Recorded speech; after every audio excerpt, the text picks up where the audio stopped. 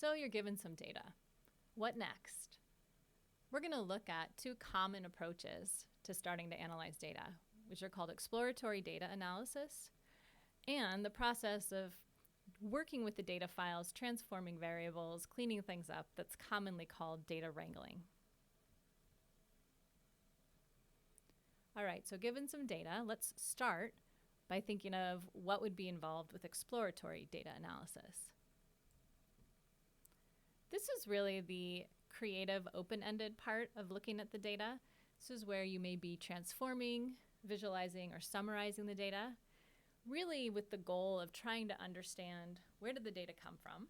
So provenance is the origin of the data, the methodology by which it were produced, identifying any type of issues you might find in the data, and this step can really start to inform the next things you choose to do in the process.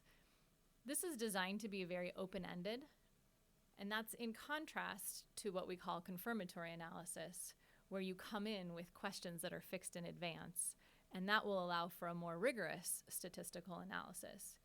We're going to be looking at both in this course, but starting with EDA, we don't come in with any predefined questions about the data. We're just curious and looking to see what we might find. Some of the key properties that are helpful in this process are to look through what the structure of the data is, and that will actually determine even how we read it in to Python. We'll look at the granularity, so that will be what does each record represent? Are these representing individual people? Are these representing houses? Are these representing an entire population? At what level do we have this data? The scope is, does the data actually cover the population of interest that we're interested in analyzing? Sometimes we have data that's outside the population of interest. Sometimes we don't have enough information about the whole population we're interested in. And so that's important in determining the scope. If time is an influence in the data, then it's important to look at how is time related to the data values? What are the measurements used for time? Is this on a monthly basis, a yearly basis? And even if you have date fields in your data, does this represent the date that something occurred or the date that, for example, the data was entered? And then finally, we'll be looking at things like, do we have missing values? Do we have anomalies? Do we have anything that makes us think maybe this data is not capturing reality as well as we'd hoped? And that's the data faithfulness.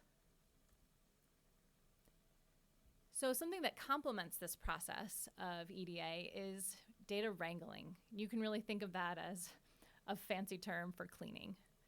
This is really the process of taking your raw data and doing transformations so that it's ready to actually analyze. This is where you'll be digging into issues like missing or corrupted values, having the wrong format of your data, any other types of things you may need to play with. And in reality, this is a big part of data science. So these two go hand in hand, and you really go back and forth throughout the process of wrangling and then exploring and then possibly more wrangling and more exploring.